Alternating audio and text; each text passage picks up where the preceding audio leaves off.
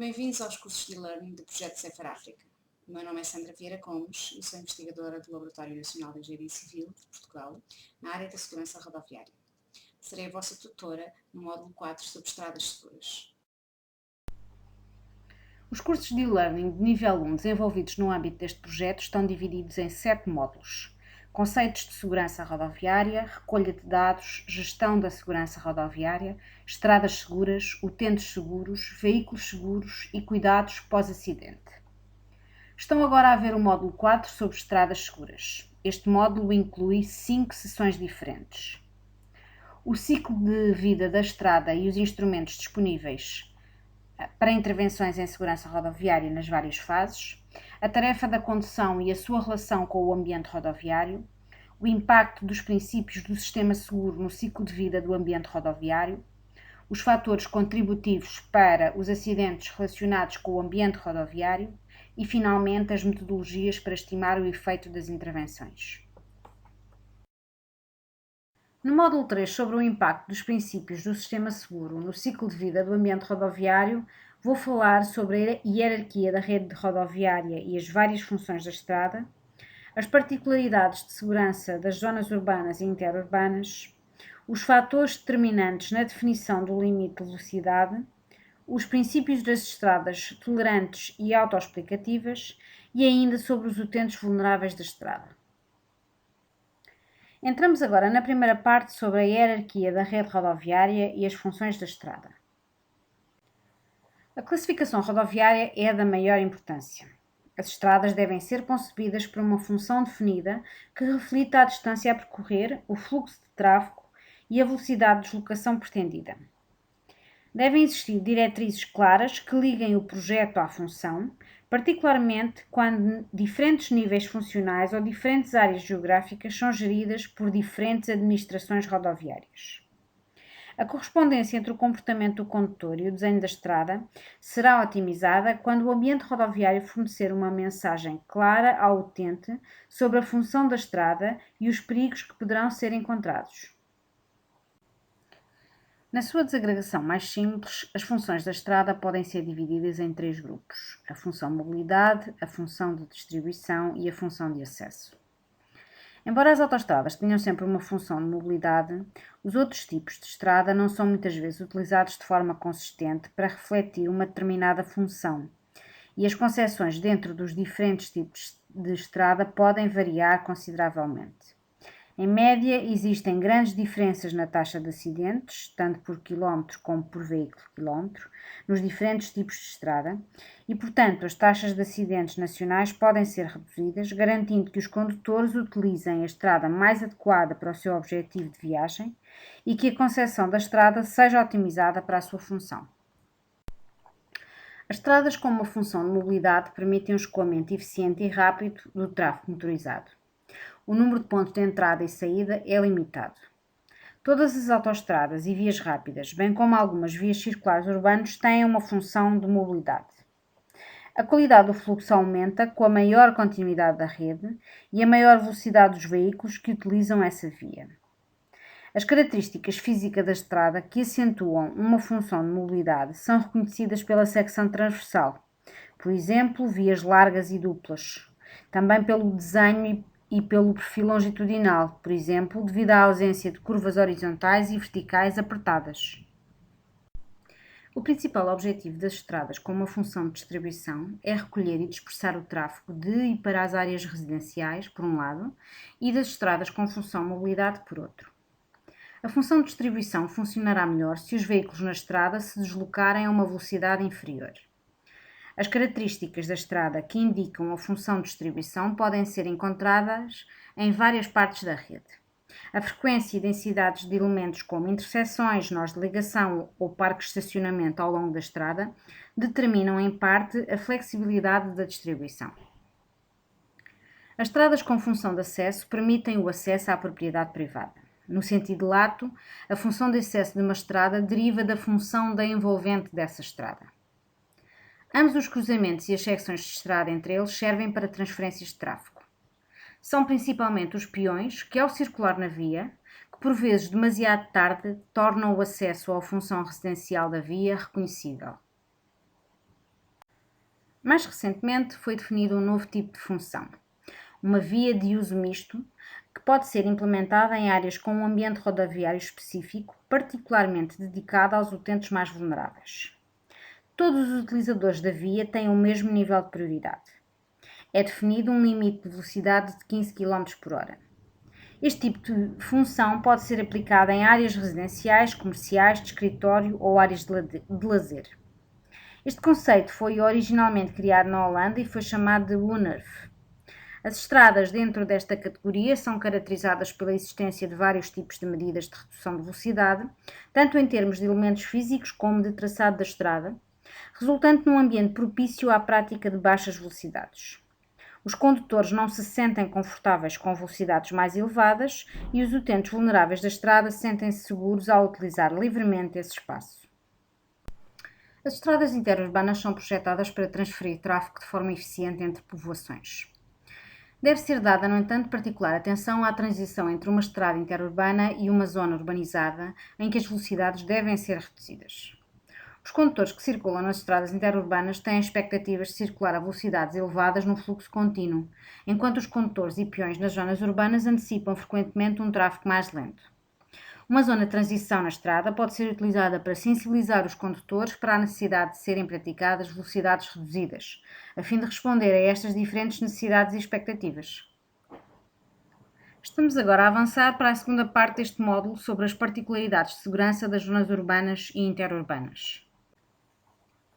As zonas urbanas e interurbanas têm características fundamentalmente diferentes no que respeita à densidade da rede rodoviária, aos usos do solo e aos padrões de circulação. Consequentemente, as características dos acidentes fatais diferem em áreas interurbanas e urbanas. Por exemplo, as mortes de peões e ciclistas e as mortes em intersecções são mais prevalentes nas zonas urbanas, enquanto que as estradas interurbanas apresentam uma maior prevalência de mortes de ocupantes de veículos automóveis e de veículos pesados de grande dimensão, particularmente em estradas interurbanas com prática de velocidades elevadas. Embora sejam aplicados os mesmos princípios funcionais às redes rodoviárias urbanas e interurbanas, tanto as funções específicas como as características do tráfego diferem. Assim, a forma como cada função é traduzida na concepção do espaço também difere. As zonas urbanas são caracterizadas por terem uma elevada densidade de tráfego e uma grande diversidade de funções servidas pela estrada. Devem considerar uma integração adequada do tráfego no espaço residencial e satisfazer as necessidades de uma vasta gama de utentes da estrada que utilizam diferentes modos de transporte. Os acidentes em áreas residenciais têm um maior envolvimento de crianças e idosos e os locais dos acidentes estão usualmente dispersos em vez de concentrados em zonas de acumulação. A probabilidade de ocorrência é maior em estradas com função de distribuição dentro dessas áreas, e o traçado da estrada desempenha um papel muito importante na intensidade do risco dos acidentes. As medidas a aplicar devem não só abordar a redução de acidentes, mas também ter em conta a satisfação dos residentes com a área em que vivem. A rede interurbana é, em geral, constituída por estradas com perfil de autoestrada, complementadas por outras estradas de dupla faixa de rodagem, cujas características diferem consoante o país. Em alguns países, os fluxos interurbanos elevados ocorrem em estradas de faixa de rodagem única, embora estas estradas sejam mais adequadas para o tráfego interurbano local. No que diz respeito aos números relativos aos acidentes, há que referir que as taxas médias de acidentes fatais por veículo-quilómetro podem ser até 6 vezes mais elevadas em estradas interurbanas de duas faixas do que em autoestradas e diminuir à medida que os fluxos de tráfego aumentam. Isso deve-se principalmente à redução de velocidade que é imposta com um fluxo elevado de tráfego. Acidentes fatais e graves por quilómetro são geralmente mais elevados em estradas com dupla faixa de rodagem que não cumprem as exigências normativas das autoestradas, mas menos do dobro do que em autoestradas ou estradas de duas vias. 80% de todos os acidentes fatais que ocorrem nas estradas interurbanas são devidos essencialmente a despistes com apenas um veículo, colisões em intersecções, colisões frontais com veículos em sentido contrário ou colisões que envolvam utentes vulneráveis da estrada. Não é fácil distinguir as estradas urbanas e interurbanas pelos seus acidentes ou vítimas. Mesmo que o façamos para uma região específica, isso pode não ser válido para outras regiões. Nem a frequência de acidentes nem a taxa de mortalidade podem representar inteiramente a influência do contexto rural ou urbano. Alguns estudos relataram que as taxas de mortalidade e de ferimentos em áreas interurbanas são maiores do que em áreas urbanas, devido a vários fatores. Há maior tempo de resposta por parte das equipas de emergência e há maior distância até os locais dos acidentes.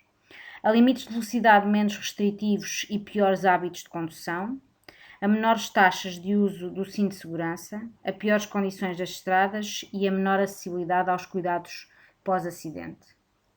Por oposição, alguns estudos relataram que a frequência de acidentes em áreas urbanas era maior do que em áreas interurbanas, porque as zonas urbanas envolvem condições de tráfego mais complexas, elevado volume de tráfego, congestionamento, más condições de pavimentação, etc. Passamos agora à terceira parte desta sessão sobre fatores determinantes na definição dos limites de velocidade. A velocidade é um aspecto primordial das viagens, uma vez que afeta diretamente a mobilidade das pessoas e bens que se deslocam de um lugar para o outro. Hoje em dia todos querem ter um elevado grau de mobilidade e a possibilidade de viajar rapidamente por via aérea, ferroviária ou rodoviária tornou-se uma exigência das nossas sociedades. A velocidade de condução tem um impacto direto no risco para o condutor e para as restantes pessoas envolvidas num acidente, bem como nas emissões sonoras e poluentes. No trânsito, os condutores precisam, em média, de 1 segundo para reagir a um acontecimento inesperado e escolher uma resposta adequada. Chama-se a isto o tempo de reação. Quanto maior a velocidade de condução, maior a distância percorrida durante este tempo de reação e antes de a resposta ser iniciada, reduzindo a oportunidade de evitar um acidente. Quanto maior for a velocidade do impacto, mais graves serão as consequências em termos de lesões e danos materiais.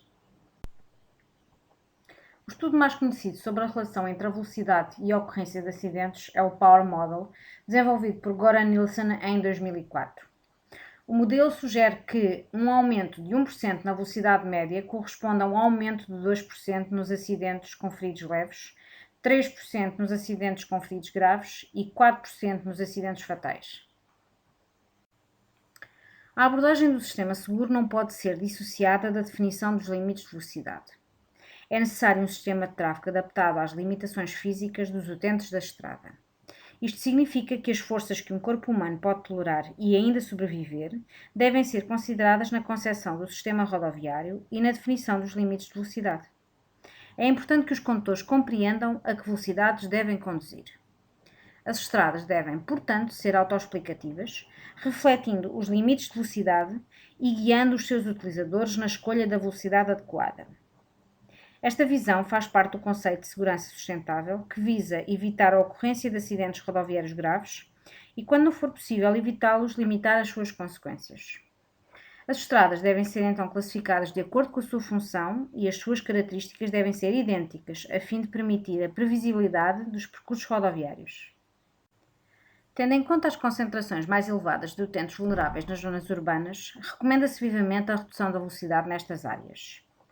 De acordo com o sistema seguro, são considerados os seguintes limites de velocidade como adequados: 30 a 40 km por hora em áreas urbanas, onde há uma mistura de utentes vulneráveis e de veículos motorizados; 50 km por hora em áreas com interseções e elevado risco de colisões laterais. No entanto, se os utentes vulneráveis da estrada forem separados do tráfego motorizado, é possível considerar limites de velocidade mais elevados nas áreas urbanas. Para as zonas interurbanas, é recomendado um limite de velocidade entre 70 e 80 km por hora em estradas sem separador central, que têm maior risco de colisões frontais. Velocidades superiores a 80 km por hora podem ser aceitáveis se a estrada for concebida com uma separação física de vias e uma berma tolerante. É recomendável que cada país reveja os limites de velocidade da sua rede de estradas interurbanas, tendo em conta a qualidade do projeto e as considerações adequadas à prática de uma velocidade segura. Um bom projeto de estrada é crucial para criar um ambiente seguro para essas velocidades elevadas. Vamos agora entrar no quarto tópico desta sessão sobre os princípios das estradas autoexplicativas e tolerantes. As estradas autoexplicativas são estradas em que o condutor é encorajado a adotar naturalmente um comportamento coerente com o projeto e a função da estrada. O objetivo é que as diferentes categorias de estrada sejam distintas e dentro de cada categoria, características como a largura da faixa de rodagem, marcação horizontal, sinalização vertical e uso de iluminação pública sejam consistentes.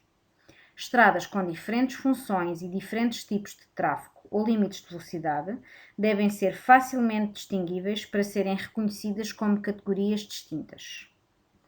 Os condutores devem identificar o tipo de estrada e instintivamente sabem como se comportar.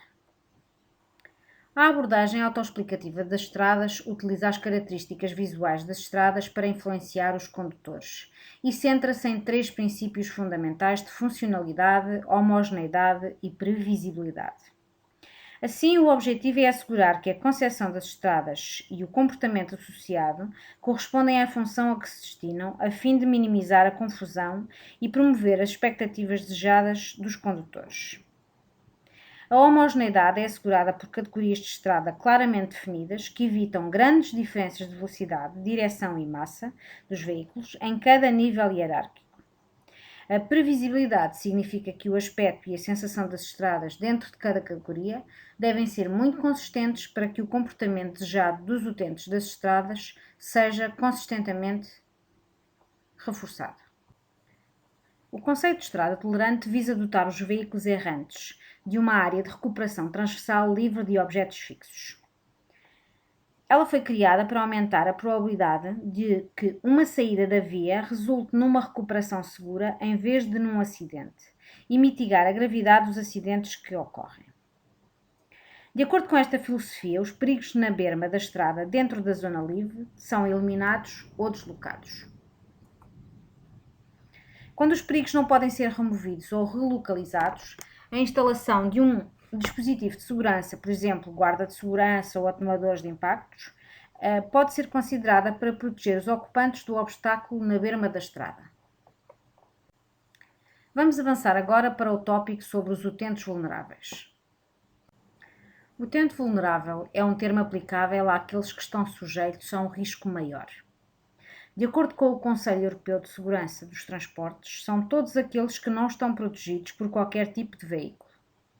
Entre eles, peões e ciclistas são os que mais provavelmente não irão causar ferimentos a nenhum outro utente da estrada, enquanto que os utilizadores de veículos motorizados de 2 rodas, apesar de também serem vulneráveis, usam veículos que, pelo seu peso e velocidade elevada, podem representar um perigo para outros.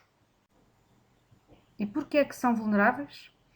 Porque não estão protegidos por um veículo nem pelos seus equipamentos de segurança, porque são mais pequenos e menos visíveis para outros utentes da estrada, porque são mais suscetíveis do que outros utentes da estrada de morrerem ou ficarem gravemente feridos. Deixo-vos alguns números de referência. Um peão tem 284 vezes mais probabilidade de ser ferido ou morto num acidente de automóvel do que o condutor desse automóvel. Um ciclista tem 150 vezes mais probabilidade de ser ferido ou morto num acidente com um automóvel do que o condutor desse automóvel. Os idosos apresentam uma diminuição gradual das suas capacidades para lidar com situações de tráfego difíceis, estando por isso sujeitos a um maior risco de acidente. Como são fisicamente mais frágeis, as lesões sofridas podem ter consequências mais graves para eles do que para as faixas etárias mais jovens. Conscientes das suas próprias dificuldades, acabam por reduzir a sua mobilidade e o alcance da sua vida social.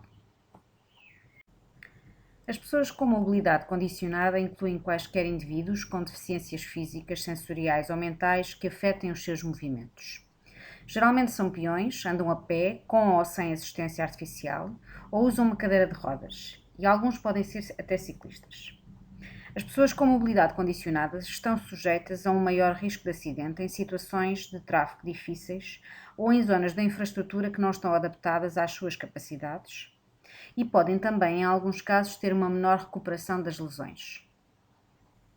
As crianças são particularmente vulneráveis porque a sua capacidade para lidar com o tráfego evolui com a idade e permanece muito limitada nos primeiros 9 ou 10 anos de vida. Elas não têm capacidade para lidar com situações complexas de tráfego, não são capazes de distribuir a sua atenção por vários estímulos e distraem-se com facilidade.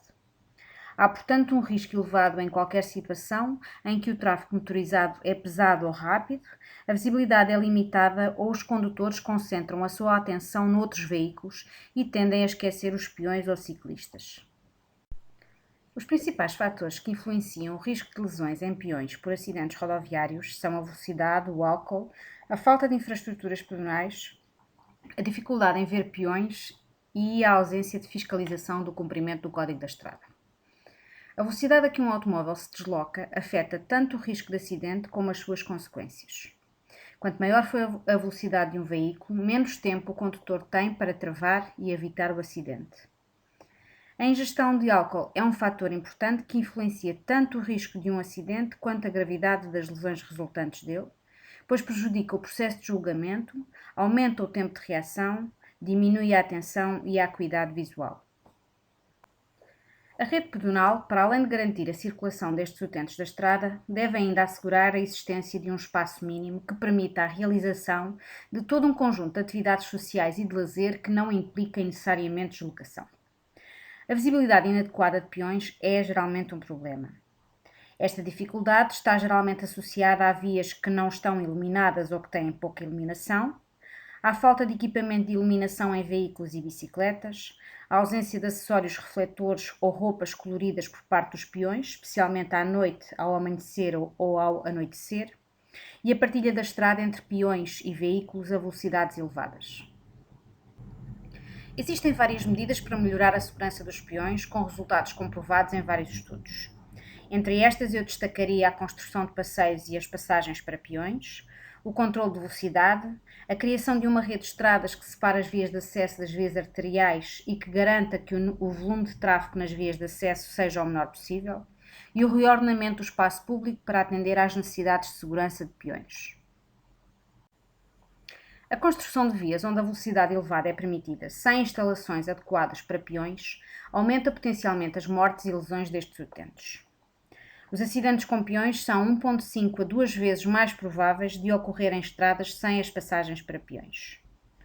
Uma análise das estradas em países de médio e baixo rendimento na Ásia, África, Europa de Leste e América Latina revelou que 84% das estradas não tinham passeios, embora o tráfego circulasse acima dos 40 km/h. O objetivo de uma passagem para peões é indicar o local preferencial para a travessia de peões. No entanto, a sua presença pode não ser suficiente para aumentar a segurança do atravessamento, e outras medidas como ilhéus centrais e semáforos podem ser necessárias. Outras considerações importantes referem-se: as passagens para peões não são adequadas quando a velocidade do tráfego é elevada. A escolha dos locais de atravessamento deve considerar as distâncias mais curtas entre dois pontos. As passagens para peões devem ser colocadas adequadamente para ajudar os condutores a ver os peões. Para maximizar os benefícios dos passeios, estes devem estar disponíveis em ambos os lados da rua, apresentar uma superfície rígida, ter largura adequada, serem contínuos e acessíveis a todos os peões, e obviamente para isso devem incluir rampas de acesso, estar livres de obstáculos e incluir marcações por tipo de utente quando partilhadas por peões e ciclistas. As passagens sobrelevadas para peões forçam os veículos a desacelerar o suficiente para que os peões sobrevivam a um atropelamento. Devem estar claramente assinaladas e devem ser colocados sinais de aviso, e não são geralmente adequadas para ambientes onde são permitidas velocidades elevadas. Os benefícios são mais prováveis se existirem outros dispositivos de acalmia de tráfego antes da passagem para peões. Uma redução de aproximadamente 40% dos atropelamentos pode ser expectável com a instalação de passagens sobrelevadas para peões. Uma das formas mais eficazes de melhorar a segurança dos peões é reduzir a velocidade de circulação dos veículos. Existem várias medidas que podem ser aplicadas com este fim e, obviamente, a combinação de várias medidas traz maior benefício. Assista, por favor, à seção 2 do módulo 4 para mais detalhes sobre as medidas de acalmia de tráfego. Outro tipo de utente vulnerável da estrada é o ciclista. Este utente utiliza uma bicicleta que, de acordo com a Convenção de Viena, é qualquer veículo que tenha pelo menos duas rodas e seja movido exclusivamente pela energia muscular das pessoas que o utilizam, nomeadamente por meio de pedais ou manivelas. Existe uma grande variação no comportamento dos ciclistas no trânsito, especialmente quando comparamos ciclistas mais jovens com ciclistas mais velhos. Os ciclistas mais jovens tendem a não cumprir os sinais e as regras que lhes são aplicáveis. Gostam de brincar e de se exibir, o que os faz correr riscos mais elevados.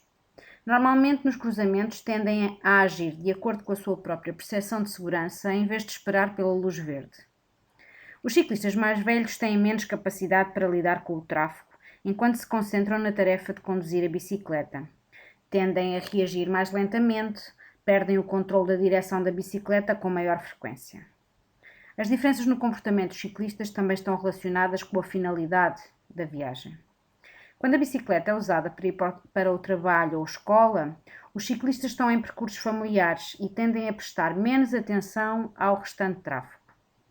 Como os peões, eles escolhem o percurso mais curto possível para chegar ao destino, o que às vezes os leva a usar as ruas de sentido único na direção errada ou a pedalar no passeio, criando conflitos com os peões. Ao pedalar por desporto, são normalmente utilizados outros tipos de bicicletas e as velocidades praticadas podem ser mais elevadas. Neste slide podemos visualizar os principais conflitos entre bicicletas e veículos motorizados. A maioria dos acidentes acontece em intersecções de 3 ramos, especialmente quando o veículo que entra na via principal quer virar à direita e um ciclista se aproxima também pela direita, que é a figura da esquerda. O condutor concentra totalmente a sua atenção nos veículos que vêm da esquerda, ignorando os ciclistas que vêm da direita. É relevante o facto de que os condutores de veículos motorizados procuram sempre conflitos com veículos do mesmo tipo, pois são mais perigosos.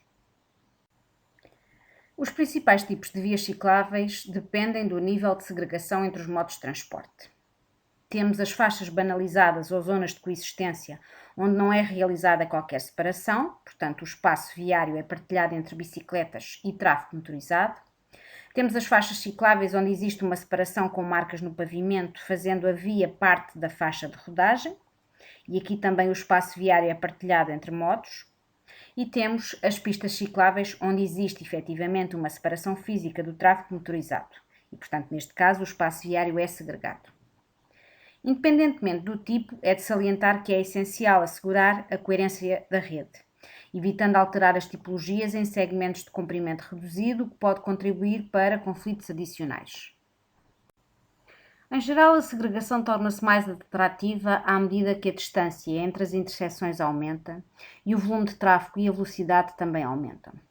Assim, temos em secções opostas o tráfego misto com velocidades mais baixas e poucos veículos, e para altas velocidades e muitos veículos devemos ter então as ciclovias segregadas. A inclinação afeta fortemente o conforto dos utentes e pode também reduzir a sua segurança. Por este motivo, são atribuídos comprimentos máximos às secções acima de 5%, que, de acordo com a ASTO, são um máximo de 8,3% até 61 metros, um máximo de 10% até 9 metros e um máximo de 12,5% até 3 metros de comprimento. Uma medida recomendável consiste na colocação de uma linha de paragem avançada para ciclistas. Esta solução permite que os condutores de veículos motorizados tenham os ciclistas à sua frente, no seu campo de visão direto, o que reduz o risco dos ciclistas aparecerem inesperadamente. Na Suécia, a linha de paragem avançada foi combinada com uma ciclovia, criando uma redução de 35% no risco de acidentes dos ciclistas. As soluções geométricas para melhorar a segurança dos ciclistas estão geralmente associadas à redução do número de pontos de conflito, forçando a uma diminuição da velocidade dos veículos e aumentando o nível de alerta dos seus condutores. A introdução de elementos da calmia procura aumentar o desconforto dos condutores para que estes sejam obrigados a ajustar a sua velocidade e o nível de atenção às condições do local. Veja também a seção 2 do módulo 4 sobre as medidas da calmia de tráfego. E é tudo da seção 3 sobre o impacto dos princípios do sistema seguro no ciclo de vida do ambiente rodoviário. Obrigada pela vossa atenção. Podem descarregar o PDF desta apresentação, bem como de referências e leituras adicionais sobre este assunto a partir do portal. Convido-vos a assistir à próxima sessão sobre estradas seguras, subordinada ao tema Fatores contributivos para os acidentes relacionados com o ambiente rodoviário.